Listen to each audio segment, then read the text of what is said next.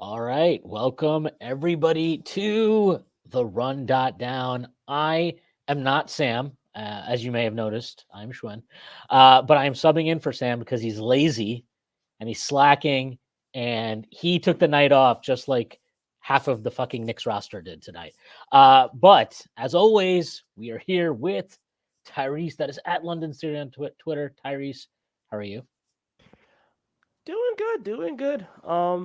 I watched the YMC and Knicks take it to the Celtics, who were playing their entire rotation and roster.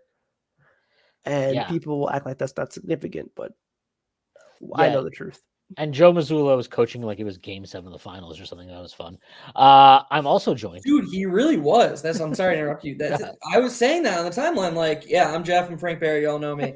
The way they were defending the way they were exploiting Jericho Sims, like, dude, just save that. Like, I don't understand why they're incentivizing like Tibbs to learn, like, A, that Sims can't play power forward, or B, okay, this is how they're gonna attack it. Here's how I like they figured shit out tonight. Why would the Celtics want the Knicks to do that? I Yeah, did not get that at all. yeah, I thought that was weird. We're going to talk about that. Before we talk about it, though, we have a Patreon. Subscribe to that. I'm not doing the whole thing. It's cool. There's stuff, podcasts, and Jeff has a new one, and it's all fantastic. Check it out. But we are also sponsored by BetOnline. Football is back, and BetOnline is your number one information source for all your sports wagering info with all the up-to-the-minute stats, news, scores, and matchup breakdowns. Get the latest game odds, spreads, and totals from the NFL and college football at your fingertips with BetOnline's real-time updates on statistics, news, and odds. From week one all the way to the college football playoff and Super Bowl, BetOnline gives you access to the best football promotions and contests available anywhere online. Head to the website today or use your mobile device to get in on the action. Remember to use our promo code BELIEVE, BLEAV, to receive your 50% welcome bonus on your first deposit. BetOnline, where the game starts. Also, if you want to leave us any comments, feel free. If you want to make sure yours gets answered, we are taking super chats, so every little bit helps. But anyway, I will say, like, so I thought I talked about this on the pod, and I was really positive that Tibbs would go with the full rotation tonight because I was like, oh, it's a good opportunity to, play against a real opponent and blah blah blah. And now looking at it and seeing the way Mazzulla coached that, and we know Tibbs can also only coach like as every game like it is Game 7 of the finals. I think it was like a smart decision to not play these guys. Not that it's like you're gonna hide some huge master, like, oh, they'll never see what's coming now. But I just think, to your point, like, there was stuff we learned today that there was no reason for the Celtics to show us that stuff. And I think the Celtics basically showed us what their rotation is going to be, which fine, cool. I don't know. I thought it was pretty weird. I know you're not a huge fan of the Sims of the 4 stuff. I don't really like it that much either. But like, he had Jaylen Brown in fucking jail. Like, that was crazy. He's actually a lot better defensively at the 4 too, which I do think is probably what Tibbs's thing is. I also feel like the offensive drawbacks are pretty significant, but I thought the Knicks, those 3 guards, really acquitted themselves well. DiVincenzo, obviously, Deuce and Grimes, and then the other thing that I just keep coming back to is for all of Mitch's career, effectively, I have been, every time he jumps in the air, gets a rebound, goes up to dunk, whatever, I'm always like, like, please be okay. And I got to say, watching him during this preseason, this is the most under control and just like the way he's moving physically, it's almost as if he's operating like he's not trying to find space. Like, it is his space. He's just taking his space. His physical presence right now is honestly so much more beyond what I thought it would ever be. And obviously the playoffs last year, we saw that as well, but it really feels like he's playing at in such a calm state of mind that is very different from what we've seen of him in the past, right? Like, sometimes he can get frenetic under the rim and all that type of stuff. And right now, every time he catches under the rim, it feels like real calm, real smooth, just catch, maybe take a dribble, go up. Like it's all very much under control, and I'm really impressed with what I've seen from him so far. Granted, it's preseason, but like tonight was a game where I think you actually could take some stuff from it. And obviously, he's going to always struggle with like defending KP at the 5 and all that type of stuff, and that exists. But overall, I was just again like very, very much impressed with how he played. Yeah, I think Mitch has been probably the best player on the team for this preseason. Granted, his role's a lot different than a lot of other players on the team, but this looks like a regular season game in January for Mitch, which is like a very good sign because conditioning has been his big weakness over the last couple of years, especially given the foot injuries and working his way back from those. So it's really good to see him look as composed as he is. 2 out of 4 free throws. We start small. Otherwise, like it was a really solid game from him. He led the break. He led the break today, which was the highlight of the preseason. He looked like Jokic. He looked like a baby, and I stress baby Jokic on the break to Sims. But it was good to see him look in control as he was. He looks good. He looks really good, which is really promising. Especially given, again, like I said, the concerns about his health and the concerns about his conditioning coming into the season earlier in his career. Yeah. I can't believe that we've gotten to a point with Mitchell Robinson where his production's just like kind of boring and kind of guaranteed, given how sporadic and volatile he was to start his career. Like the impact metrics always loved him, even as a rookie. But it felt like it was like 50% of the time he was just everywhere. And then 50% of the time he played 8 minutes and had 5 fouls and did nothing. And now it's just like, as long as he's healthy, you know what you're going to get from him. I don't even know. Like, I think a huge part of it is he finally has really, truly accepted his role. I don't know if that's Tibbs. I don't know if that's him being paid. I don't know what it is. But I don't see any of the like pouting, any of the like he's just like, okay, I'm out here to set screens, box people out, grab offensive rebounds, and defend my ass off. And he knows it. And like, I feel like he always kind of knew it, but maybe before he got paid, maybe when he was younger and a little bit less mature, he was like, oh, I got to show like a bag and I got to show, the shit that like people would call for him for, like, oh, he's nothing until he can develop a hook shot and yada, yada. And it's like, he was like, oh, actually, instead of trying that, I could just get really good at the few things I'm already good at. And yeah, he's always out there doing good. I mean, somebody the other day said you could make the argument that he's the most important player on the Knicks. And like, maybe, I mean, the whole foundation. It was Grimes that said that. Grimes said it. The whole foundation is kind of built on him. Like, what do the Knicks do if Mitch gets hurt? I don't even know. Like, that's kind of scary to think about. Like, we talk about the Knicks high floor. We talk about, if Brunson went down, they have Quickly. And now, I mean, look at how well Deuce played. We'll talk about Deuce. Like, yeah, Brunson getting hurt would suck ass, and they'd have no playoff ceiling because he's by far their best one-on-one scorer. But like in the regular season, a Quickly Deuce point guard rotation, like the Knicks, relative to other teams losing their best player, they'd be fine. We saw it last year. They were 7-6, I think, in games without Brunson. Right. And they were, I mean, from a net rating standpoint, they performed better when Brunson was on the bench than when he was on the court, which is ridiculous. And even that's skewed because like a few of those games, right, at the end of the year were like, it wasn't just no Brunson. It was like no Randall, no RJ, no whatever. So, yeah, like I'm with you on that. I think I will say like I mean, depending on how you're talking about it, right? Because what are we exactly saying in terms of most important? Like you mentioned, playoff ceiling versus regular season. It's very hard. I still think that like Randall is the one guy that if he gets hurt in the regular season, that totally changes everything. And I would still put like Brunson over him in terms of importance. But aside from those two guys, I think it's really hard to dispute that.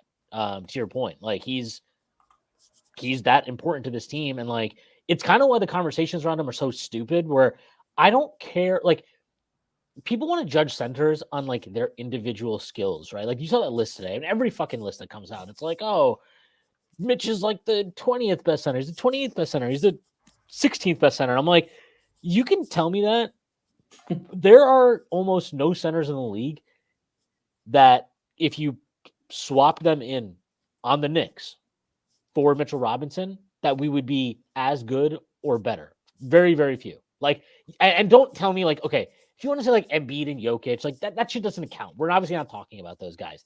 But when you start talking about like DeAndre fucking Ayton, we'd be worse. We'd be so much worse. DeAndre Ayton would come here, and you know the first thing, you remember you just mentioned this, right? You don't see Mitch pouting. That'd be the first thing DeAndre Ayton would do. We'd hate to fucking like buy him a carton of Kleenex because he'd just be crying the entire time he was here about how he needs more touches and he doesn't feel love. And could you imagine Tibbs dealing with him? Tibbs would like actually have an aneurysm. Like the way he like has an aneurysm when Deuce had that behind the back pass today, it would be like that, except like he actually would hate Ayton. Like he doesn't actually hate Deuce, right? He would actually hate DeAndre Ayton. So I'm totally in agreement with you. Like I think there's something to be said of just the skill set and all that stuff, but like he just feels like really, it feels like he's in a really mature place mentally now. Like he seems like at a different point in his career where he's gotten over, and you know, getting paid helps, right? He got his contract, so that's a huge help. But I also think the fact that he knows Tibbs values him, you know, and all these guys in the team openly talk about how much they value him. So that is validating for a player. And I think it gives you a sense of like, it fills you with confidence in a way, right? Where you're like, I know that these guys, not only do they need me, they believe in me and they trust me. And that means a lot. So I think he's in a really good place. And I'm just so impressed with kind of like, again, I always say this, like, if you told me 6 years ago, this would be Mitch, I would be like, are you sure he's not doing like TikToks? Like, is he doing anything like crazy? Like, what's going on here? But yeah, no, this is great to see. Do you think it's possible? I obviously have no inside information, and this could just be total bullshit. Do you think it's possible that the evolution of analytics has helped these guys, like a Derek White type, a guy guys who wouldn't have been as appreciated even 10 years ago? There is now like an influx of people in every front office being like, okay, we know how to value these guys. And yeah, they're not putting up like massive points. You know, Mitch doesn't even, like, some people point to Mitch's rebounding. You remember like a few years ago, they point to Mitch's rebounding and be he's a terrible rebounder. And now it's like, no, actually he's a really valuable rebounder. We have the data. So I'm curious, like, I wonder if that's it. Like there's, you know, if these players are aware of like what impact data is, and like, you know, somebody's in Mitch's ear, like, hey dude, like, don't worry. It doesn't matter if you score 20 points a game. We know how important you are. I am. Go ahead. I saw the list. I didn't get to see it earlier. 28th?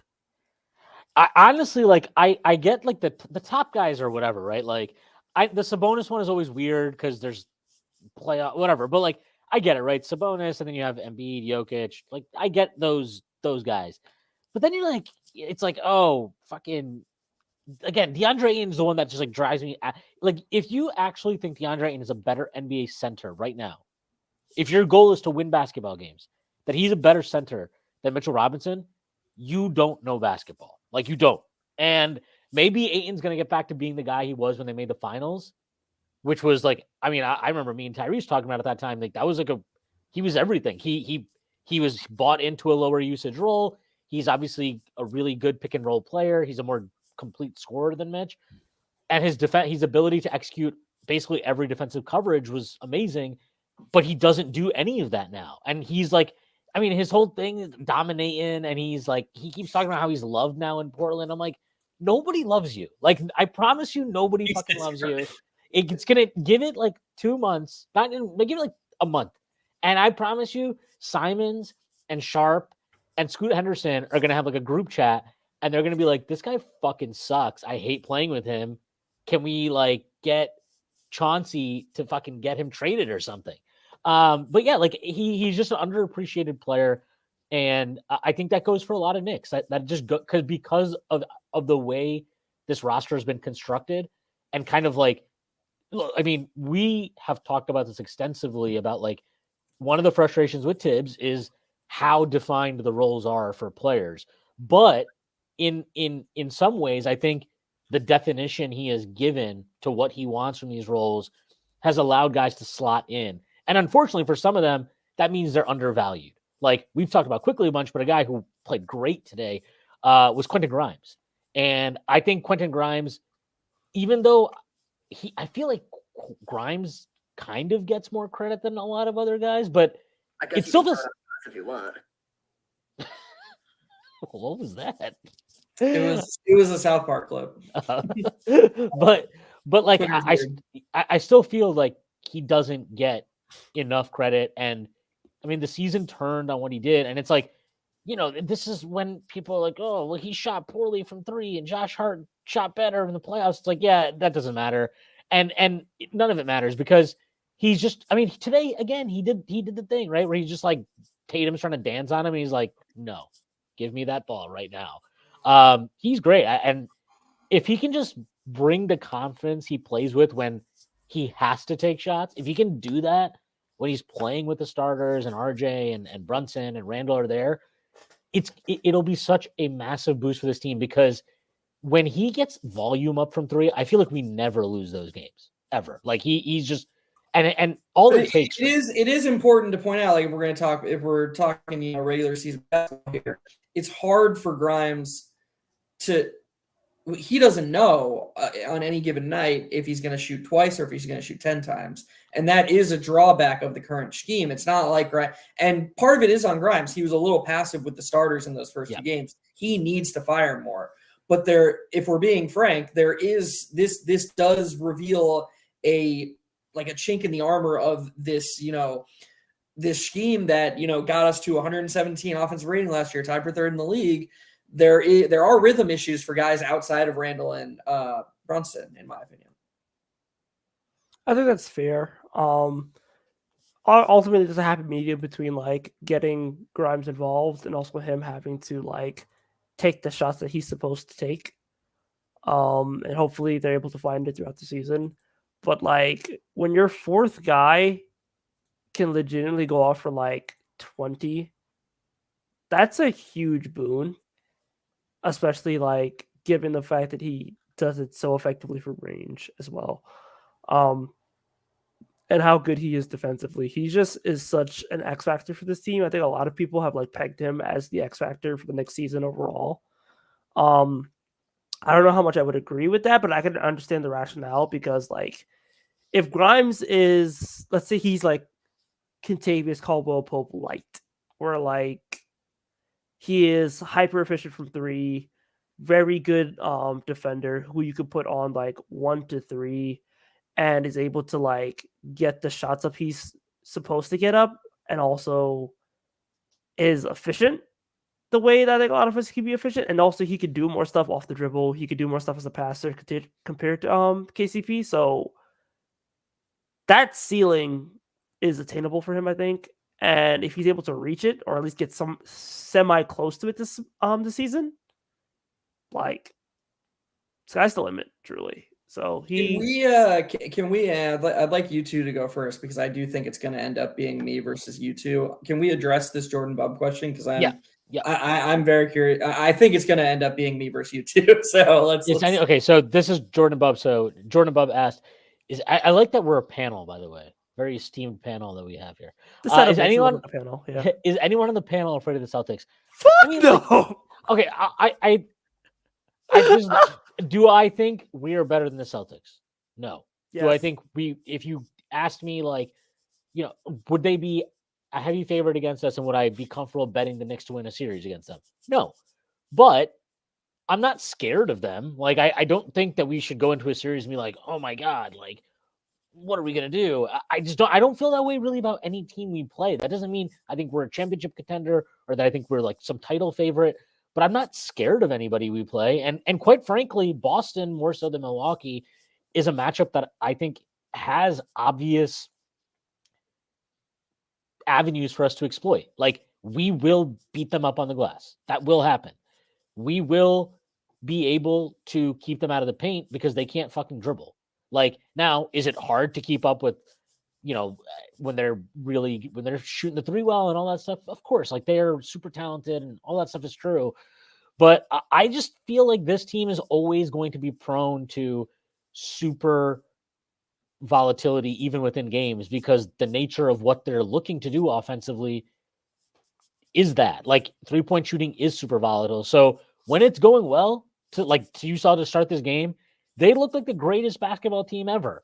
And once those threes dry up a little bit, they don't look so good. And we saw this in games with them last year too. There was a game against them in Boston. Mitch didn't even play this game. This was the one that Sims started. I think they started off that game. They were up like 20-5 or something like that really quick because they were just hot from three. But you can't sustain that level of shooting. And we eventually come back in the game. We beat them. And I think over the last 3 years, we are now 8-4 against them in that time. So like, obviously both teams have undergone significant change, but I think that says something. Like that does say something about how we match up against them. If you beat a team that consistently over a long period of time, I think at the very least it suggests that even with their talent advantage, you match up well and pose questions for them that are difficult for them to answer. Things are different. They have Porzingis, they have Holiday. Their top end talent is more stacked than it's been in the past. But I still don't feel terrified of playing them. And honestly, I think Joe Mazzulla is kind of like a tool and not that good of a coach. So, I don't think this is like a series where this isn't exactly going against the Heat, right? Where you're like, oh shit, Spo's like that's he's gonna win them one game right there. Like I don't feel that way about Joe Mazzulla. I think he's got one way he wants to play. Like you want to say Tibbs is stubborn? I think Mazzulla is pretty fucking stubborn. I think Mazzulla only wants to play one way, and I think they changed the roster to accommodate his preference. And are they better for it? You can argue that, sure. Like that's not like an unfair argument, but I don't think it's like this slam dunk that people seem to think that they're definitely better than they were last year. I think people are really underestimating kind of like the value of Robert Williams and Marcus Smart and even Grant Williams, like what these guys provided for them defensively. So am I scared of them? No, I'm not. I think my take on the Celtics right now is that they got super smart and super Horford, and they're kind of running it back. They lost their depth. A large part of their depth is gone. Like Grant Williams, for all of the jokes that we can make about his free throws, like he was a serviceable eighth man, and like having that is huge for that. Is huge for like that team's championship contending. Like they had like their bench last year was Brogdon, Robert Williams, Grant Williams. Like they had Pritchard there still. They had Hauser. Like they had all these dudes. Right. Yeah, they're seventh and eighth men this year, or maybe they're seventh and eighth men this year. And I'll send it back to you, Tyrese. After this, sorry, are guys who weren't good enough to be in their rotation last year. Yeah, like so going from a rotation that was legitimately like 10 deep, I would argue, like a bench of Brogdon, Grant Williams, Robert Williams, like that's like a low end NBA starting lineup, like legitimately. Like so going from that to Peyton Pritchard holding down the fort is going to be a big change. I am just not really convinced that their depth, especially with their bigs, is going to hold up an entire season. I think Porzingis is liable to get injured at some point. I think Al Horford is one Balco shipment away from retirement, and I can't even think of their third big. I can't even think of their third big. Is their third big? It's Cornette. It's Luke Cornette. Like if Luke Cornette is getting minutes for you, once a Nick, always a Nick. But like if Luke Cornette is going to get minutes for you at any point during the season, significant minutes where you actually need him to hold down the fort, then like you're not a threat. So, and I'm just going to close this because I think this has been my entire feeling this entire offseason is they had one extremely significant flaw. I guess two, if you want to put it this way. Their end game offense sucks. Like that has been their issue for the last 2-3 years. They get really stagnant. They can't get into sets. They can't get any dribble penetration. Ends up like with a lot of bullshit ISOs and jacking up threes. That's just what their end game offense kind of devolves into. And they were one of the worst passing teams. I think they were they had the second. They might have been the worst passing team in the league after us last year in terms of assist rate. They're a terrible passing team. I don't think anything they've done has improved that. Like, again, they will always look good when the threes are going in. They're not a good passing team, and they're not a good ball handling team. And I'm sorry, like, if you want to tell me Drew Holiday is a better basketball player than Marcus Smart, obviously, I think that's more than fair. I would also suggest that in the playoffs, there's a case to be made that Marcus Smart is a better player than him, especially offensively. And I think as a ball handler and passer, just in those two things, I think I trust Marcus Smart more in endgame situations than Drew Holiday. So can I hop in right here since you know No. You were going to praise them, so we can't do that, Jeff. I'm sorry. If you praise Drew Holiday, you're no. I'm actually not going to praise Drew Holiday. What I'm going to say is that, in my opinion, you can make the argument that Drew was overextended with the Bucks because teams figured out that Giannis isn't a hub. Like Giannis, for all how great he is, he could very well be the second best player in the NBA.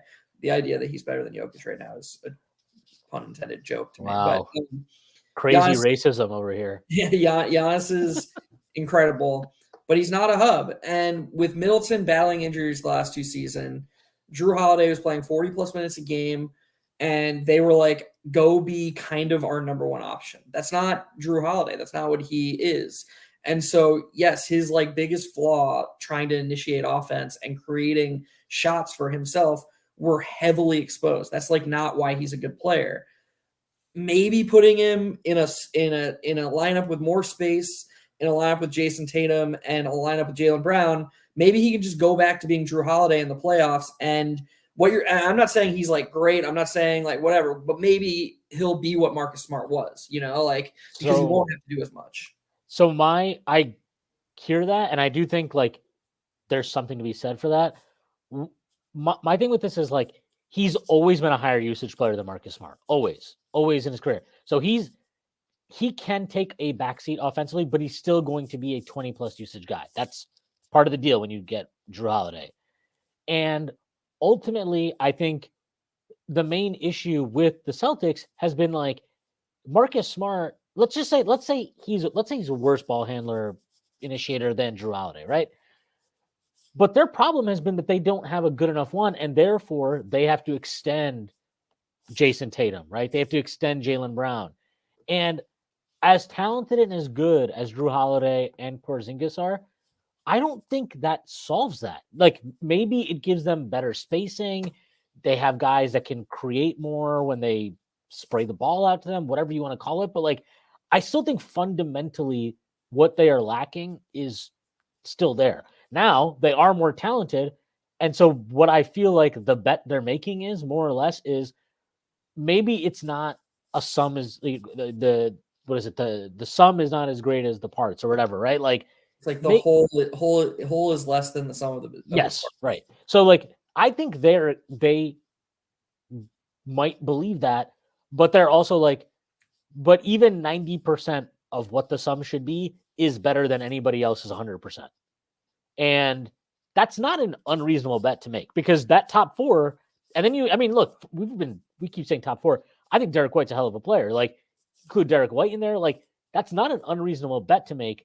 I still think that at the end of the day, if you don't have a guy that you can just trust to create in pick and roll, in ISOs at the end of games, it's really, really hard. And I still don't believe they have that guy. So like, again, to answer like Knicks tape puts here, Caesar food. I agree. But like, I still feel pretty strongly that I would, if all things like, if let's say everybody's healthy, right?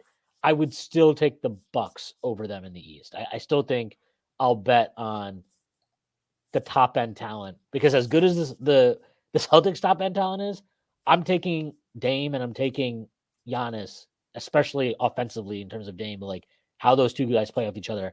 I'll take that over Boston's thing they have going on. The funny thing is I feel almost similar to last year, like last season, my whole thing was I would have rather played the Celtics than the Bucks as a Knicks fan But if the Celtics played the Bucks in the Eastern Conference Finals, I would have taken the Celtics. There's something weird about that Celtics-Bucks matchup, direct matchup. The Celtics just kind of have Giannis figured out. It's like a combination of like they don't call fouls on Boston as much, and like Grant Williams was really big for that. Actually, he was a really good Giannis defender, and Robert Williams was too. And like I know Porzingis is a really good rim protector, but Williams was really strong, and so was Grant Williams. Those guys were physically stout, and I mean, again, like this team just feels kind of soft. Like, I mean, I know Tatum got his real big boy rebound over Deuce today or over DiVincenzo, and like Wally was like, oh man, look at this guy. So I'm like, dude, relax. But yeah, I'm okay with this matchup. I think it's like a decent matchup for us. And yeah, let's go back a little bit to the game though. We talked about Grimes, talked about Mitch. Tyrese, just like, what did you think of what Deuce McBride did? Because I was impressed. Deuce McBride. I'm excited for Deuce, man. His defense is otherworldly. Like the way he's able to anticipate passing lanes. Like I would just love to see a world where Deuce McBride is like a 20-minute a night rotation player. Because that guy's getting all defense votes. He might actually make the damn team. Like, are you Mike Breen? Breen says that. Breen literally says that once a game. No.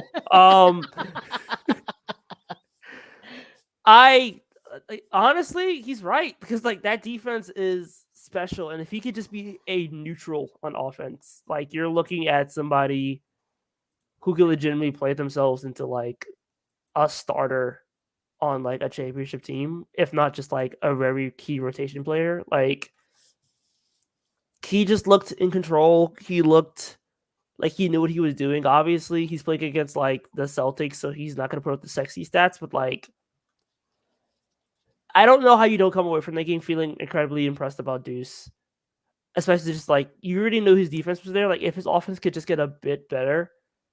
And I feel like a lot of that was just because he was overextended.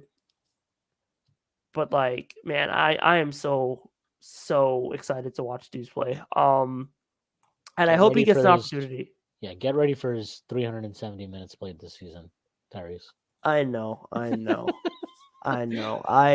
His take, he had that take today on Tatum that was just like, I was like, what? Like, you're doing this now? That was really impressive. I mean, Jeff, I was on here after the first preseason game, and we talked. I remember like I was disappointed because he was not aggressive. He was not looking for a shot, and like obviously some of this today was a function of like he kind of had to because of the lineups he was in, but he did it, and I was like, I was just really impressed that he was as aggressive as he was, and it wasn't just like, let me just take jumpers, right? He got to the rim a few times. He had one where he totally big boyed Peyton Pritchard. Like that was a really, really impressive take. So not that like Pritchard that's kind of the point, right?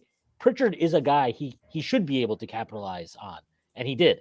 And to do kind of what he did with the spacing issues made it even more impressive to me. And his handle's definitely gotten better. I will say that. Yeah, it has. One thing that's always got to be considered is like, okay, this isn't G League. I'm not comparing this to G League, but everybody's always like, oh, Deuce is putting up these numbers in G League. Why can't you replicate it in the NBA, like, or some version of it? And it's like, yeah, when you're allowed to get into a rhythm and you always have the ball in your hands, you're gonna be more confident shooting.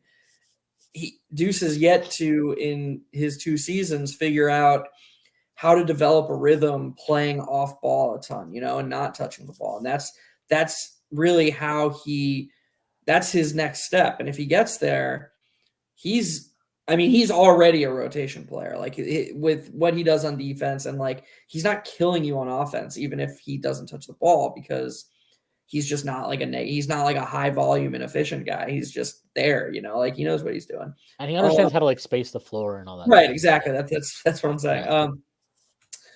And the last thing I'll say about Deuce is he is one of the reasons why I'm so anti this whole notion that Sims at power forward needs to be the answer if Randall or Hart gets hurt. because like if Hart gets hurt, like why can't the Knicks just go Deuce quickly, DiVincenzo, RJ, and Hartenstein as the bench unit? Why? I don't understand. We have evidence of Deuce, Quickly, and Grimes, 2-year sample of those three working together. So just flip DiVincenzo in there for Grimes. It'll still, like, DiVincenzo can do 80 to 90% of what Grimes does. And like, this is why I think RJ should be getting some of these minutes at power forward to prepare for this, because I just don't understand the point. Like I was actually tweeting from the main Strickland account tonight. I saw progress from Sims at power forward tonight, especially defensively. Yep. But I could clip 15 possessions tonight that just ended or didn't have a chance because Sims was on the court playing power forward. 15. Like multiple shot clock violations where Sims is just alone and the Knicks are playing 4-on-5. And this isn't a preseason game. Like I agree with what you said at the opening show. The Celtics were playing very smart and very hard to the point that like you were like, wait a second, what kind of game is this right now? But that's the kind of defense they're going to get from most teams who have a clue. They're just going to be like, why do we care that this guy's out there? And that's not a tenable strategy, especially when Jalen Brunson is on the bench for most of those minutes. Because if there was one guy who could make a 4-on-5 work, it's Jalen Brunson. He's the best one-on-one player the Knicks have. So, Quickly and RJ being the main initiators on a team where Isaiah Hartenstein isn't the most exploitable big on the court is just not going to work. And I am not as convinced that Deuce Quickly, DiVincenzo, RJ, and Hartenstein wouldn't work. I think it would work. And I think it's kind of annoying that we won't even see if it could potentially work because we're so dead set on like, well, if we have to, Jericho Sims is going to be out there at power forward because we need size at rebounding. Even though we give up a ton of offensive rebounds when Jericho Sims is playing power forward. And like we don't dominate the defensive glass. It's crazy to me. Like, and by the way, I'm sorry, I'm just gonna say one more thing. Yep. The whole thing, everybody does it. We've been like gaslit into thinking this way. I just need to get this off my chest. Whenever you bring up an answer, or if you're just like, hey, this lineup's really stupid, the answer is always, well, Tibbs likes X. As if this one thing trumps everything else, as if it's not just about how much you win your minutes by. Like Tibbs loves Elfrid Payton's size at the point of attack. Okay, but they're getting killed when he plays. Tibbs loves Jericho Sims' size on the rebound. He doesn't want to give that up. Why doesn't he just want to win the minutes by more? I don't understand it. I don't get why we've been gaslit into thinking that like, oh, because Tibbs emphasizes this one thing, that's logical. Like, I could hire a murderer to run a lemonade stand, and I could be like, oh, I really value, I don't know, some bullshit. And you would be like, no, dude, it's still a murderer running a lemonade stand. What the fuck are you talking about? Like, I don't understand it. Like, it's crazy to me. So Jericho Sims is a murderer. Good to know. I will. I love Jericho Sims. That's the most frustrating thing. I love that guy. Like, he's a center. Would you buy his lemonade? So I would know. I actually. Jericho Sims is weird. Okay, this is what I think. Jericho Sims is a power forward who has the offensive skill set of a center. If you put him on this Celtics team and played him next to Porzingis, that would be a pretty interesting look. Because I think some of the ball skills he showed today were impressive. I thought some of his cutting, actually, I was like kind of surprised to see his ability to recognize when he should cut. And I do think he's good with the ball on the perimeter for a big guy. Like he can get the ball pivot, go into a dribble handoff. Like he is good with some of this stuff. And I think that's real. Like that's a real talent.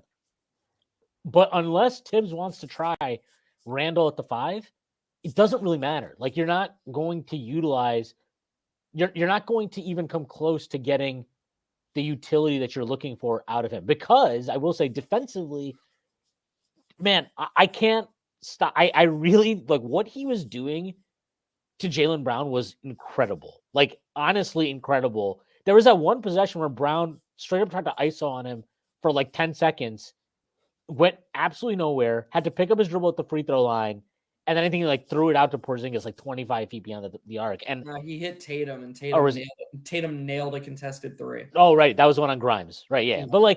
But that possession, like, he is a freak athlete, and he's a freak athlete in a way that is super unique. but we don't put him in lineups offensively that make any sense right now. So I'm not sure what the solution is for that. Like, we don't have a stretch five really.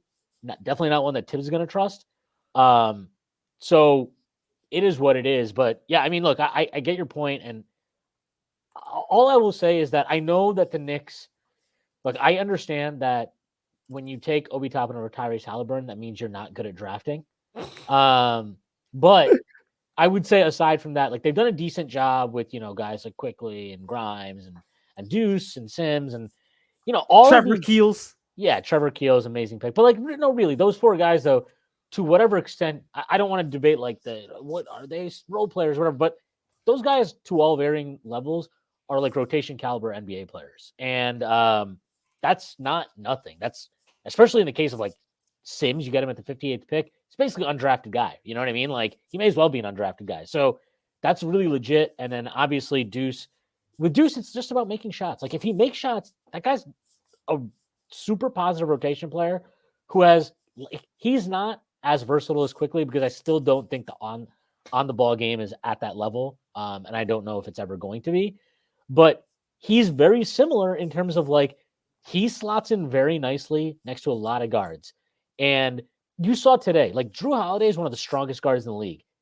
He tried to body Deuce a couple of times and got nowhere. Like, he did not, if he beat him off the bounce, but he did not, just, you've seen Drew at times, like, in his career, you'll see this where he'll just like not really do a move. He'll just fucking like shoulder barge into a guy and back them down all the way to the rim and just lay it up. He could not do that to Deuce today. He actually did it to Grimes once, but he didn't do it to Deuce. Deuce is strong as hell. How many steals did he have? I don't even know what the hell. 4? Like, he was everywhere. Jaylen Brown should never dribble against Deuce McBride, or just in general, like, should just not dribble. But yeah, that was a really encouraging performance from him, from Grimes, from Mitch, even from Sims. I'll say it. Like, I totally agree with the things you're bringing up, Jeff, in terms of like Sims at the 4, but just on an individual level, the stuff that we saw from him was really encouraging. And like, all three of those guys, and they did it against the Boston starters, which is why it matters, right? This wasn't like, oh, they were cooking on Peyton Pritchard and Luke Cornett. Like, no, they did a good job against Boston's top end starters in a game where Boston was basically playing what I would guess is going to be their opening day rotation. And I mean that in terms of like how they started the game, when the subs came in, all that stuff.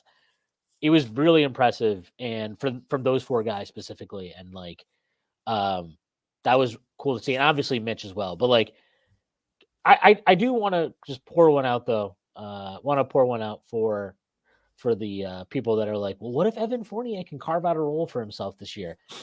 If you think Evan Fournier has any place playing minutes against a team that actually gives a shit, you're kidding yourself. Like, he could not move. He can't move. He doesn't fucking rebound. He doesn't want to rebound. He doesn't want to defend. He can't defend.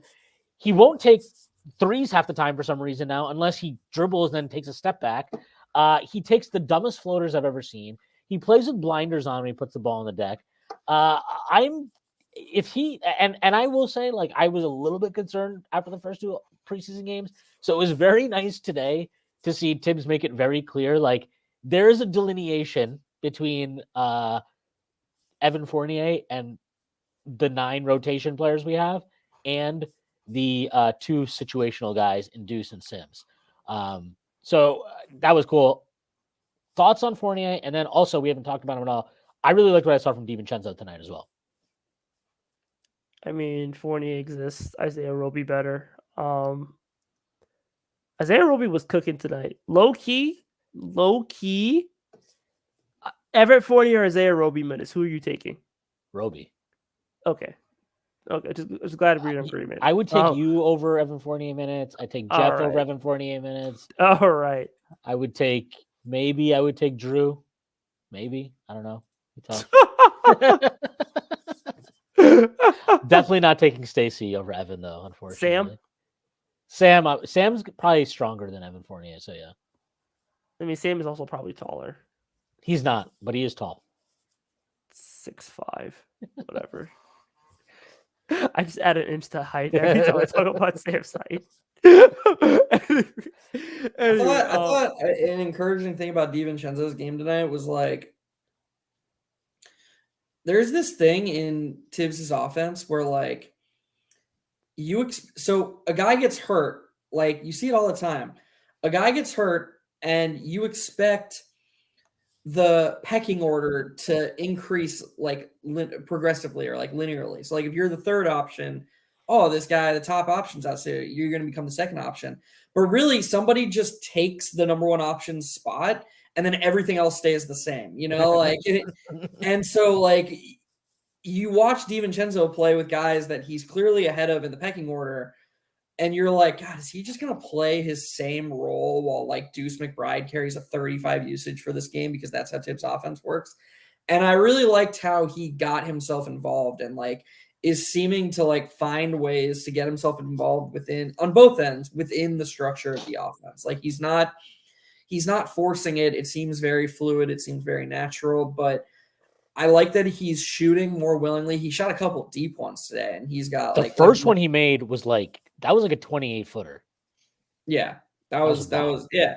And again, we're gonna say it every game. Like, oh, actually, you know what? I'm not gonna go on the same rant every game. I'm gonna bring up something new. He's a great rebounder. Yeah, he goes after contested rebounds, and that's gonna be huge for this bench unit, especially with now Hart at power forward. You know, Tibbs. You know the way he works, and he, just like all of us, he has biases towards things he likes. The second that bench unit struggles, he's going to start looking for the times we bleed offensive rebounds. And if the Knicks bleed offensive rebounds, he's going to be looking that. I'm not saying that unit's going to have a quick hook, but I am saying that Tibbs isn't just going to sit around and watch that unit get crushed on the offensive glass. He's not. And so DiVincenzo and Quickly and Hart, they're going to be very big. And like, look, that just leaves RJ. But RJ's trying more too on the boards this preseason. He did it in FIBA.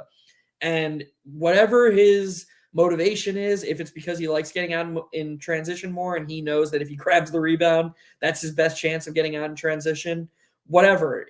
As long as he's fighting on those boards, it's four guys.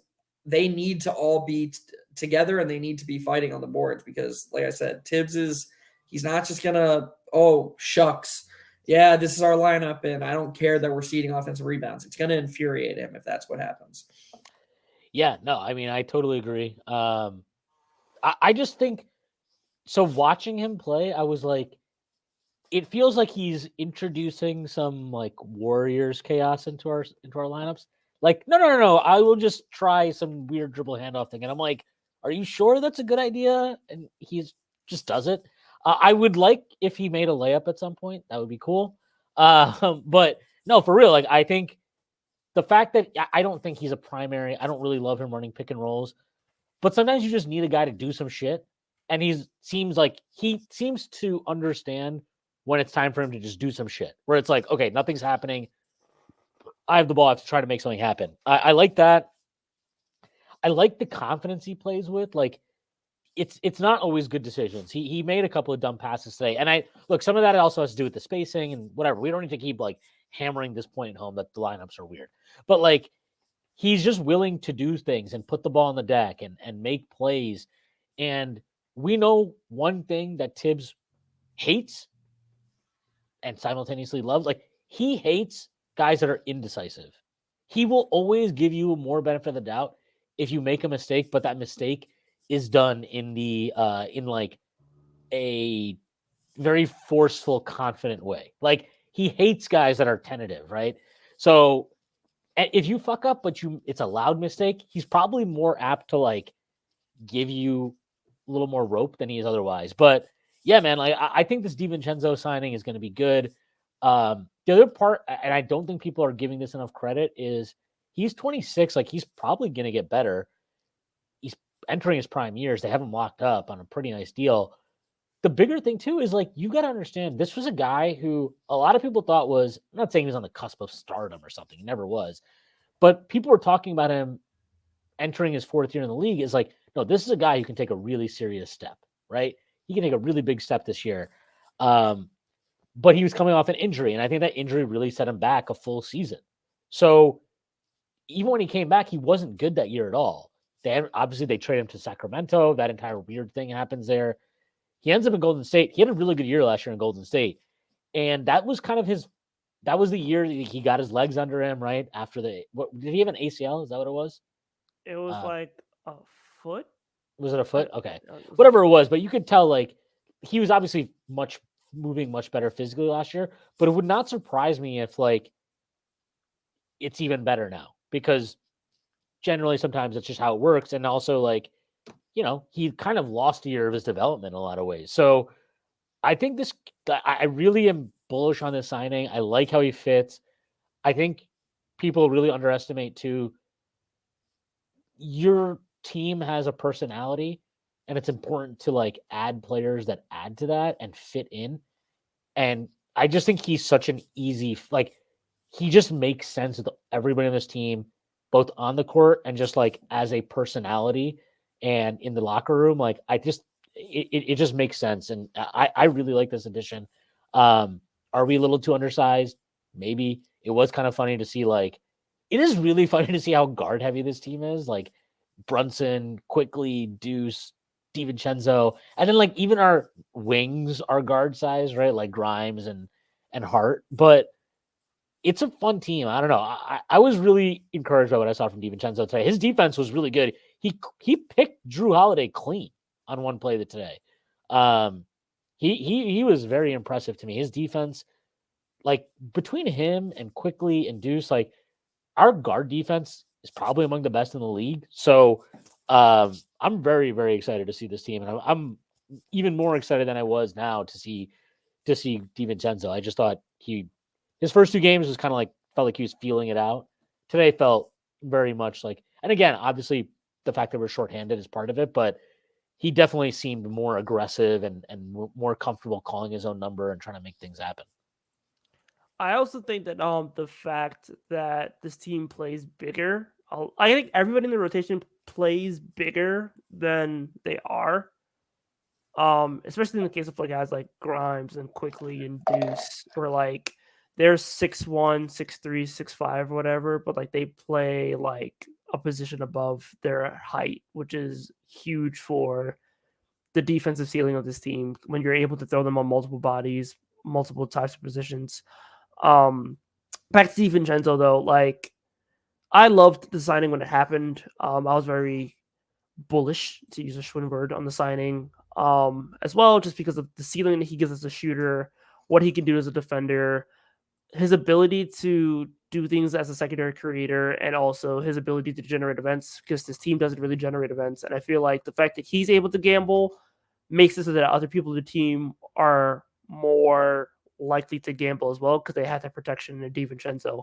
I talked about it last stream where I feel that Quickly is probably the guy who benefits most defensively from DiVincenzo, because DiVincenzo would take that on-ball matchup, and Quickly is best as a roamer on defense, where he can like muck up passing lanes and he can get his long wingspan into passing lanes in order to get steals and create events. So I think that bench unit is going to create a lot of events, and I think it's going to be honestly built on the back of their defense, because I feel like their offensive ceiling isn't the highest, but the fact that their defense is so interchangeable, because you have guys like Hart who can guard bigger wings, but he could also switch into like some of the bigger twos in the league, and then you have guys like DiVincenzo, and DiVincenzo can like guard realistically 1, 2. You could guard probably smaller wings as well, and then Quickly you could guard 1, 2, 3. In my opinion, at least. So like having that unit, and if RJ can like put it together defensively, that's a very switchy and interchangeable unit. With Hartenstein, who he isn't no slouch on the perimeter either. So like I think that bench unit is really potent, really high octane, but high octane defensively more than offensively, which is a funny high octane lineup, but I think it fits because like that team is so switchy and so bigger than they appear, even though there isn't a traditional wing within the lineup. Yeah. Yeah, I think you guys did a great job there. So that's my contribution. Dante is just a really cool player. It's just the thing that bothered me about that is how so many people turn the conversation into the whole Villanova thing. Like that's just, I don't know. It just seems like devoid of any actual analysis. And it's like, okay, so let's say DiVincenzo went to Duke. What would you think of the signing then? Like, he's the same player, but he went to Duke. And it's like, everybody likes him as a player. So why does it matter that isn't it actually a good thing that he went to the same college as Brunson? They have chemistry. It helps faster. Like, that's a good thing. I just don't understand it. Shrink, you're muted. This happened with when we signed Brunson. This happened when we traded for Josh Hart, where it's like the conversation isn't about what it adds to the team. Like the Brunson thing is a perfect example, right? In the sense of we watched obviously that 2021-22 season, and the main frustration thing all of us had, we were like, well, one, why didn't you start quickly at all? Because you were dominating his minutes in like every which way possible. So why did you not start him? And then two, because you didn't start him, it was very obvious that the biggest area for improvement with the rotation as it existed was getting a solid starting point guard. And so like, you know, everything about that Brunson signing was like, oh, well, he's CAA and the Knicks signed his dad as the assistant coach. And like, it was everything about like the circumstances around signing him, right? Oh, he's Leon Rose's godson or whatever. And it's like, okay, but what about like actually just him on the team? How does that benefit us, right? And then with Josh Hart, it was like, oh, well, he's CAA and he's a Nova guy. And it was like, okay, but like he helps us, right? So like, how does he help us? Why would this help us? And it's like the conversation is just always about other shit. It's not about the actual player. And DiVincenzo is like 100%, you know, like whatever you think about OB, unless you think the size materially matters, which if you think that, I disagree, but I don't think that's unreasonable.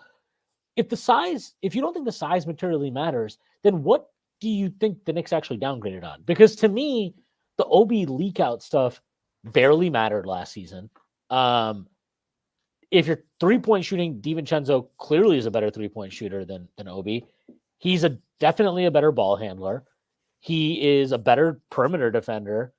He is a better, or at least an equal rebounder, let's say.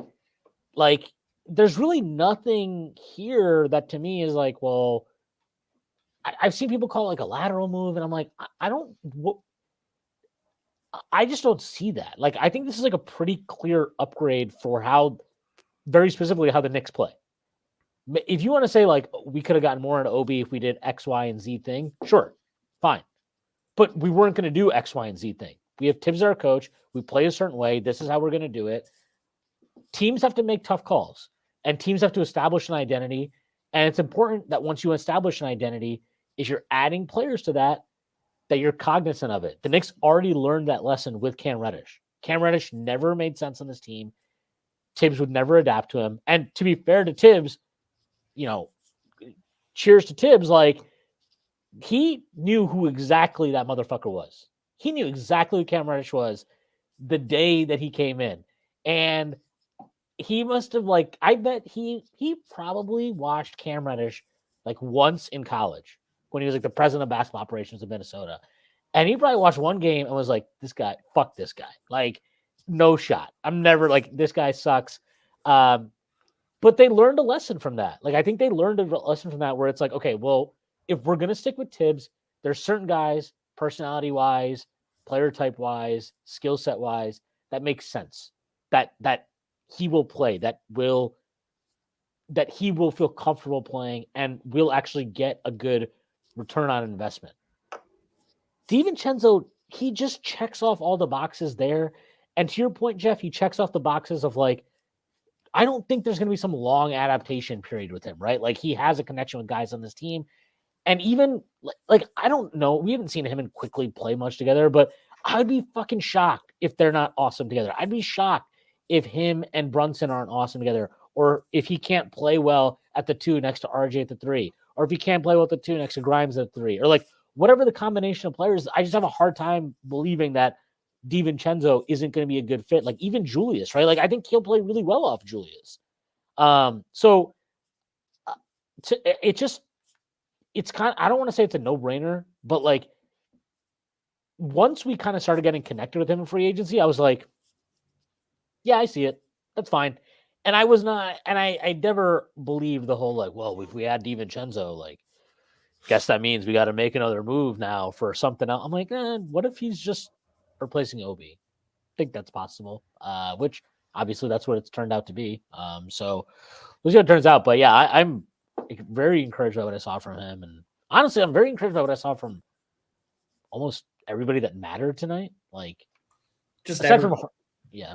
Sorry, Who are you gonna say? No, I was gonna say everybody. Who's the except? Well, I wasn't gonna say like not that it didn't really worry me, but like Hartenstein certainly did some funny things today. Oh, I thought he played great. No, I liked how he played. He just did some very funny things. Like he was really intent on trying to like drive at Porzingis for some reason. Yeah. Which ended very poorly for him most times. But no, I mean, I even if he played poorly, it wouldn't matter to me. Like this is why it's hard to care about these games because these games don't matter to me. Like I know who these guys are. We know who this team is. There's not a lot of shit we're figuring out. All these dudes have established baselines as like pretty solid regular season players to varying degrees. There's not a lot of like shit we're figuring out. I think it's more exciting, right? Like for a team like the Rockets, where you're watching them and you're like, well, what? Oh, like how is this rotation going to be? Is this guy actually good, or is this just preseason? Like we know these guys are good regular season players. So even if Hartenstein came out today and stunk it up, I'd have been like, okay, whatever, who cares? Like he'll be fine. Yeah. No, Yeah. I just thought he tried really hard, which was like cool to see. Like he was, especially on the offensive glass. And I mean, he was 1 of 3 from 3. He had 10 points on 5 of 8 shooting from inside the arc. So I guess I kind of disagree that he wasn't effective and then just looking at it from a long-term view, Hartenstein being able to do that adds value because there are possessions when the Knicks just sort of have nothing going, and Hartenstein is like, oh, okay, we're not creating an advantage. I can create an advantage, like I can just do it. Like you don't want him doing that all the time, of course, but like the fact that he can do it and is growing there, and he's willing to do it, exactly, yeah. To me, that kind of separates him from just being like a Mitch clone, like Mitch is never going to have the ball at the top of the key and just be like, well, I mean, he might, but Tibbs might ban him from the game the rest of the game if he tried it. I don't know, dude. We saw him lead a fast break today. We did. And we've seen him do once do the fake handoff and then drive past Mason Plumlee and dunk the ball. He did it last year against the Celtics, actually. Yeah, he did do it against the Celtics once last year. Yeah. So we've seen it twice then. I just remember the Mason Plumlee one. But yeah, I mean, I thought Hartenstein was good. I mean, your point is just so well taken, though. Like the Knicks 9-man rotation, we know what they have. How they play, how the league reacts to them, and then how the Knicks react to how the league reacts to them. That's what's going to be interesting, and that's why we just need the games to start. I'm a little bit more nervous than you guys are, I think, about the start of the season. I mean, the schedule is so tough. I don't know. I just hope it's not a slow start. But Tibbs teams don't usually start seasons all that well. They usually pick it up around 1/3 of the way in, or 1/4, whatever you want to call it. About 20 games in is when typically they start taking off. We saw this the first year they started 11-14, right? Make the Rose trade. Obviously, they finished the season super strong from there. Last year, 10-13, finished the season super strong. We don't talk about 2021, 22. Honestly, if he had just fucking done the right thing, would have been the same thing. It would have been the same fucking thing. We would have started. We were 9-9 or 9-10 or whatever the fuck it was. And he did the right thing with starting Burks, but then he took out Kemba and left quickly in the whatever. We don't have to revisit, but it would have been the same fucking thing. It would have been the same thing. We would have been like, oh wow, Tibbs did he figured it out 20 games in, and we went to the playoffs. Like, if there's some weird stuff going on in the first 20 games, am I going to react to it emotionally in real time? Yes. But I will say this now, so it's on the record. I would suspect that even if the Knicks get off to a slow start, you should not be too worried about it, and they'll probably end up closing the season in the final 55, 60 games extremely well and make the playoffs as a top 6 seed. Good bet. I mean, again, you keep bringing up the schedule, and I'm just kind of like, eh. I don't think the schedule is particularly daunting. Well, we get to play our favorite. We get to dog walk Cleveland a couple of times early in the season, right? I'm so excited. I'm so excited. On Halloween, no less. That'd be the spookiest thing you see on TV. You're gonna go watch Saw in theaters, or you're gonna go watch what Mitchell Robinson just did Jared Allen on national audience. Well, Dude, we I gotta- saw the new Saw in theaters, and it was me and this mother with her 2 daughters. Like, those are the only people in the whole theater, and they didn't know it was a franchise. So like I'm sitting behind them, listening to them, like, what the fuck is going on? And I'm just like, well, yeah, you got like what? And it was like actually pretty good. Like I don't know, I don't really like horror movies, but I think the Jigsaw arc is pretty interesting, and yeah, it was good. But they were just like so confused. They were like, who are these people? But I mean, like, I guess I could do my yearly prediction of the schedule. I Do think it. we, I think we beat this. I think we beat the Celtics opening night. Is that in Boston? No, it's in New York. I hate that. I think we beat them opening night for the Knicks at least. I think- do that. That is like that does feel like a very like Tibbsy, like we're gonna try so insanely hard this first game of the season type of win. That's Yep. Boston. I think we beat the Hawks. It's the Hawks. Okay, I think the Hawks. I think they're gonna finish in the top 6. I think they're gonna finish in the top 6. I think they will be a top 6 seed. I like what I've seen in them in preseason. I like that Trey is actually moving and doing stuff off the ball right now. I like everything I've seen from Jalen Johnson. He looks like he's going to be a real nice piece for them. I don't really care about anybody they lost this offseason. Like, they like getting rid of John Collins to me is a net positive. That was a net positive move for them. So who's out for you, Philly or Miami? Miami. Because Miami. I don't think Miami doesn't care. I don't think they give a shit. Like they just want to get to the play-in in one piece. Yeah, I just think they want to get to the play-in. I just don't trust Miami. Like, I don't think Miami's been a really good regular season team aside from like that one year where they finished first. But like, that was so random too. Otherwise, they've been 8th. They've been like the bottom half of the East for the last since Jimmy Butler got there. They've been like 5th, 6th, and I don't even 8th. mean this as like I don't think this is arrogance on their part. Like I think they know it's more important for them to manage Jimmy and Kyle Lowry and these dudes, like manage them, get them to the play-in, playoff, whatever in one piece, and then from there, they're not scared of anybody. There's no matchup they're going to be like, oh my God, how do we beat this team, right? Because they've beaten Boston twice in the playoffs. They've beaten Milwaukee twice in the playoffs. Like they've already beaten these teams to the point I don't think they're scared of them. Obviously, they've beaten us. They've beaten Phil. Like, have they beaten Philly? I don't even know. They've beaten Philly. They've beaten everybody. So like, I don't think they care about who they match up with. They certainly don't care about home court. I mean, let me just toss this thing in. I don't think they care about either of those things either. I would just assume they would care about. They almost didn't make the playoffs last year because they made the play-in. Like they were losing to Chicago with 3 minutes left in the fourth quarter of that game. Like that would scare the shit out of me if I was them. I would want to get, even if it's just the 6th seed, I would want to not deal with that. Right, but to them, it's like I think they would make the bet. Like Jimmy's he's gonna miss like 20 games, 25 games, whatever it is. He's going to. That's just what comes with the territory. Kyle Lowry is not going to play a shit ton of minutes because he can't. And they desperately need him now in the playoffs because they don't have Gabe Vincent. Like they lost guard depth. Now, if you want to tell me guys like Hami Haikes, or was it Hami Haikes? Is that how you say his name? And Jovic, I actually think Haikes looks pretty like he'll be a dude. Jamal Cain is somehow going to become a rotation player for this team, and he's going to be good, and it makes no sense. No sense. And like, yeah, they'll pull somebody out of their ass, and like the Jovic thing. I don't think Jovic is going to be good. At least not this year.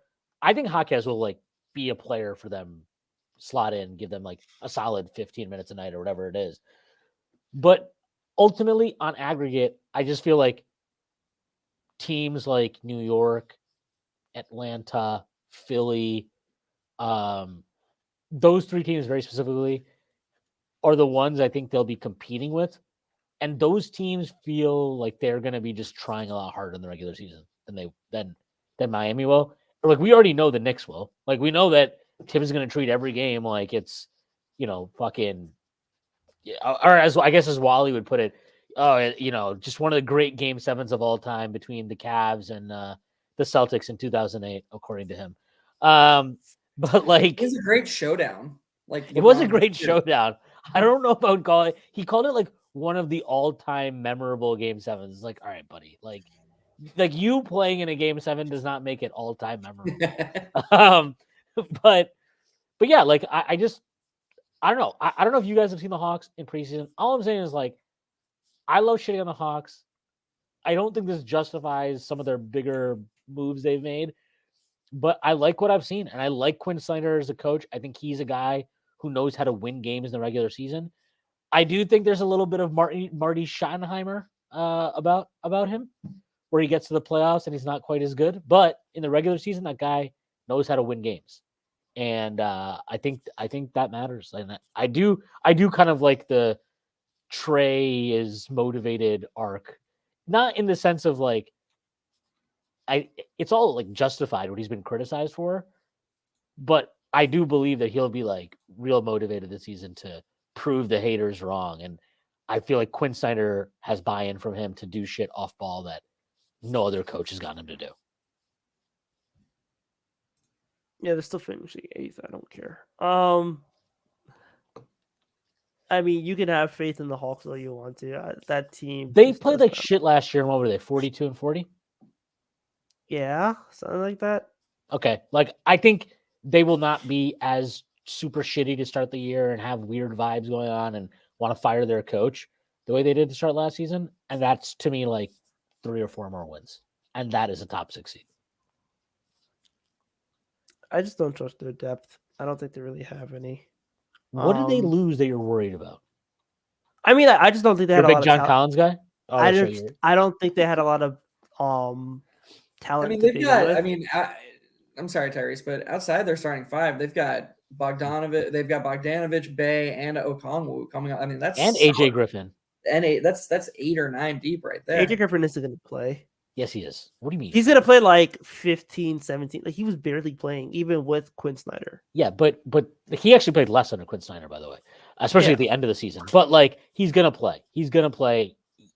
And he'll get, worst case, he'll what? He'll get OB minutes. He'll be an OB guy, like an OB rotation guy. Like, he's going to play a little bit. They'll be fine. I don't think their depth is a problem. I think it's like kind of overblown, actually. I'm not saying. I'm just like, they drafted Buffkin too, right? Yeah. So that's another guy they'll probably throw in there. Yeah, but Buffkin's from Michigan, and we all know they don't produce good NBA players. It's not necessary. Stick to football. Back to the schedule, Tyrese. My genuine feeling is that through 10 games, that at Boston game, I would sign for 5-5 right now. Oh, you're gonna take 7-3. You're gonna like it. Yeah, I will like that. Okay, I'll go through it again. So I think we beat the Celtics. I think we beat the Hawks. I think we lose to the Pelicans. I think we beat the Cavaliers both games. I think we lose to the Bucks. We lose to the Clippers. We beat the Spurs. We beat the Hornets, and we lose to the Celtics at home. So that's 6-4. Okay, I can't do math. That's okay. Whatever. 6-4, 7-3. Maybe we beat the Celtics at home. I don't know, but yeah, I think we'll get to 14-9, Tyrese. 14-9. What am I missing? Those numbers mean anything to you? 14-9. Think back to Sunday night. Oh, fuck you! Don't PI, you know it. I think the NFL refs deserve a lot of respect. Don't give me this. Respect authority, Tyrese. We were watching the game. You're like, we're gonna lose this game. Man, it's 4 quarters. We're gonna lose this game. Don't trust them. I don't trust the team. I don't trust this team. We're gonna lose this game. I can't stand our coaching. Who's your Ken Dorsey sucks. Yeah, it's not the coaching. It's just Ken Dorsey. Ken Dorsey's he's my football. And I'm like, dude, you watch Wink Martindale play 0 blitz on 3rd down every single time. Like, why are you scared? But yeah, Mitch. I like this. This is from Constantine. If any of the viewers don't know who Marty Schottenheimer is, tune into Strictly NFL. Are you guys gonna do like a big like Marty Schottenheimer deep dive career rehash of Marty Schottenheimer? I mean, You know, Marty we've Schott- actually already talked about him on the pod because I think it was the other episode you were on, Schwinn. I think you've somehow managed to bring up Schottenheimer in both episodes because I think I've mentioned him with regard to Tibbs a lot in my life. we talked about on the NFL pod. We talked about that 15-1 Chargers team in 06. Yeah. That lost in the divisional round to Brady when Brady threw the pick and then the Chargers safety fumbled the return. I actually watched that highlight after that, and I was like, this game was so stupid for them to lose. Unbelievable. Mitch is the basket that we put all our eggs in. I don't know if I'd say we put all our eggs in the Mitch basket. Pause. But like, I do think he's definitely really important. Like, there's no way around that. I don't know. It's actually kind of incredible to think about that 2 years ago, or about a year ago, really, right? Like that offseason, there was real talk of like, and I'll put my hand up and say I was one of those people that was like, are we sure we want to commit to this guy? Are we sure we want to pay him and keep him long term? Are we sure that like he's serious? And just to see where he's at now, like, because there are guys you pay and they just, totally check out. DeAndre. Right, DeAndre. I mean, there's plenty of them, right? But like Mitch, I was really worried about that with Mitch, and for him to just be the exact opposite. I mean, again, like I know we talked about it earlier in the pod, but his level of maturity has really, really impressed me throughout the last year, and especially coming into the season and everything. He's been awesome. Marcel Scott. Marcel Scott, baby. Marcel Scott mixtapes. I'm curious to get your thoughts on this, Jeff. It's from Dirty Dancer. You need a center like Mitch with a PG point guard like Jalen Brunson. So I think I'm pretty confident what he's implying here is you need someone to cover for Brunson when Brunson's getting burned at the point of attack. Because Brunson's kind of a sieve defensively. Kind of. Yeah. Not kind of. And he's definitely right. The question is, how much of it needs to be pure rim protection and how much does it need to be, because the game has kind of evolved past that. And not past that, but the game has evolved. And so you can have a backline defender who isn't an elite rim protector like Gobert, like Mitch. Like Bam is a rim protector. I know this is kind of a cop-out because Bam's a great rim protector, but Bam would be able to cover for Brunson all over the court, like that would be that's kind of like the modern Mitch. Offensively, I still think Brunson could do without Mitch minutes, like or with less Mitch minutes, or a more evolved Mitch. I'd be curious to ask Dirty Dancer, like, I don't love Miles Turner, but so let's not use Miles Turner, the player, but like the profile. Does he like Miles Turner? Does he like that kind of profile player in terms of you get the rim protection, but then you also get spacing on offense and you have more room for Brunson? Or does he just love the combination of Mitch on the offensive glass? Because to be fair, Brunson's shot diet, those mid-range shots are the most offensive rebounded shots. So having Mitch paired with Brunson on offense is pretty elite there. And then defensively, you have obviously Mitch, who's just kind of like superhuman with his wingspan and his rim protection and his boxing out defensively. He's just awesome. So I wouldn't say need. That's a little bit too far to me, but I do agree pretty strongly that we underrated how good a pairing Brunson and Mitch would be when we signed Brunson. Like nobody really talked about that, like it was just, did you, Tyrese? All right, my bad. Yes! The disrespect. They do match up or fit together quite well. Pause.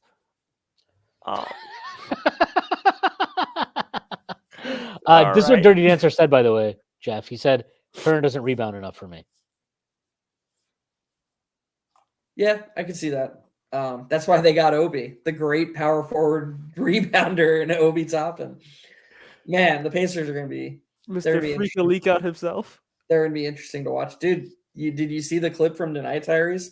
He cost them a bucket by leaking out, and he was like, "My bad, y'all. My bad." Oh, Obi, that was from last night. But classic. But they are using him as a roller, which Tyrese said was actually impossible to do in the NBA. So that's cool. He's losing his starting job by December. Who cares? Have you seen Jarris Walker play lately? Have you been watching him preseason? Oh, okay. I'm watching the fucking Pacers preseason, bro. All right. When I asked Tyrese last post game, I said, "What are you gonna do when Obi's averaging like 18 and 8?" And Tyrese just goes, "Turn off NBA 2K." Look, nobody. This hate for Obi makes no sense to me. I don't understand why. Hate. It's just a realization that Obi Toppin. No, it's hate. It's hate when you're like Obi Toppin's 18 and 8 is 18 leak outs and 8 my bads. Okay, like why are we even trying to convince ourselves that Obi Toppin is going to be anything more than like a nice story? Nobody's trying to convince themselves of anything more than that. That he'll be a good player and probably was better than 12 minutes a night to fucking clean up Julius Randle's crap all over the floor whenever he shit himself. Yeah. It is weird though. Like, how is there still dissent over this? Because Randle's turned out to be really good. Like, Knicks fans should be happy about that. And Obi is getting an opportunity to do whatever. Like, how are there people still turning this into like? Because he should be doing it for us. Yeah, but I mean, this just shows that the Knicks can't draft. So that's really the main takeaway from all of this so far. I don't know. Is there anything? I guess let's close with this. The Knicks play again tomorrow night against the Wizards. Is there anything that you're looking forward to in that game? And do you think we're going to get a full dress rehearsal there, or Tibbs said the 5 guys who sat out tonight are going to play regular season minutes. Yes. So, oh my God! But so this is my thing. Does that? I think that Mitch. I don't think he's going to play. I don't think Mitch is going to play. I think Hartenstein might play a little bit. I don't think he's going to play a lot. I could also see Grimes not playing. Like, These are the 5 guys that didn't play tonight are going to play regular season minutes. I 100% buy that. I don't entirely believe that we're going to see all 9 guys tomorrow. I think we're going to sit a few. That's what I think. Yeah, but we are going to. I mean, there are still things to look for. Like Will. Yeah, that's what. Yeah. So what are you? Will Quickly and Brunson share the court together. Does sitting on the bench next to each other counter sharing the court? It doesn't. Technically, they're on the same court. I need to see them play together, but I want to see Taj Gibson at halftime rip off his Wizards jersey and come out with a Knicks 67 on, just for the laughs. Like, I feel like he would do it if he could too. Like in Mighty Ducks 3 when they came out with the Ducks jerseys after 2 periods of wearing those red jerseys. I've never seen the Mighty Ducks, so I wouldn't know. But that's never seen erroneous. Dude, I watched The Lion King for the first time last month. Okay, like we are getting there. Who are you? It was really good. I cried. Yeah, it is awesome. I'm looking forward to hopefully seeing RJ and Hart play at the 3 and 4. That's what I'm looking forward to. With That'd be Spacey, nice. It'll be great. Oh, yeah. That would be good. Maybe they'll even do it with Brunson and Quickly at the 1 and 2. Who knows? Who knows, Jeff? Maybe it'll happen. I mean, they should, but I'm looking forward to Isaiah Roby minutes. I'm looking forward to Jericho Sims starting at the 4 over Julius. Could you stop? Will you stop? Sims over Randall tomorrow, starting 4. I honestly I talked about it with Jeff and Sam. I'm like, if you could do something like Brunson, Quickly, Grimes, Sims, Hartenstein, it probably could be like a net neutral. Because I'll be like your most maybe DiVincenzo instead of Grimes. Maybe I don't know DiVincenzo instead of him Quickly because I think you need your 2 best shooters on the court to make it work. And I would say DiVincenzo is a better shooter than Grimes. Or Quickly rather. Yeah, one of those two lineups is the best the Knicks could do. Yeah, because like you need Brunson out there. You need Brunson and you need spacing.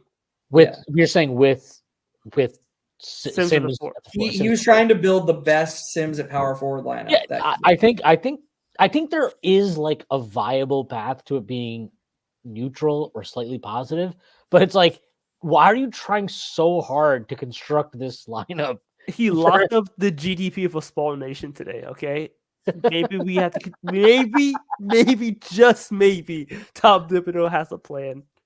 It is really funny that like we're always like, oh, Tibbs doesn't experiment, and then when he does experiment, we're like, don't experiment ever again.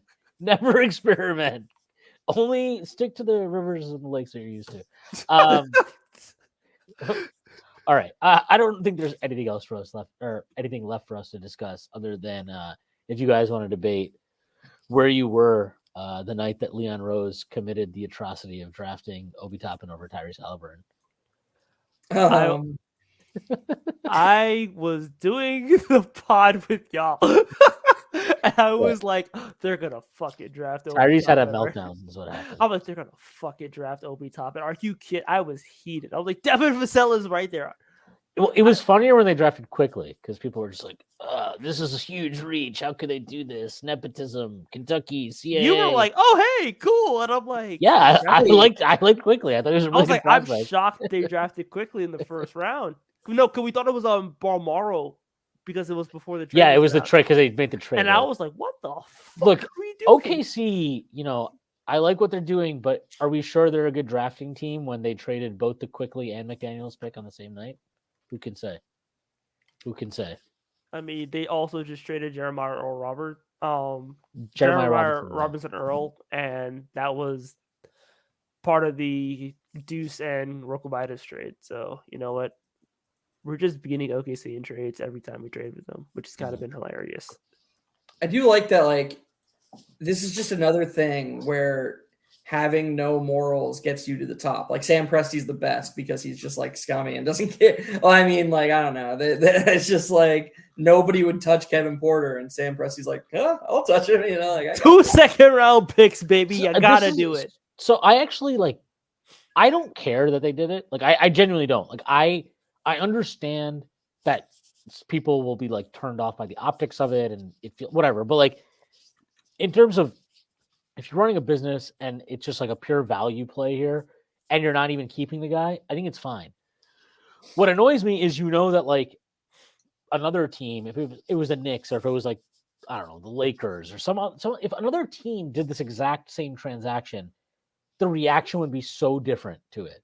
It'd be like, oh, this is so disgusting. Like, is everything just about asset value? And it's like, well, but like when Presti does it, it's like, oh, like Sam Presti adds to his war chest. The Oklahoma City Thunder now have 15 first-round picks and 22 second-round picks the next 7 years. It's like, who fucking cares, man? I loved how Woj, you knew, came from Presti because Woj was like, Porter, who will be waived immediately in all caps?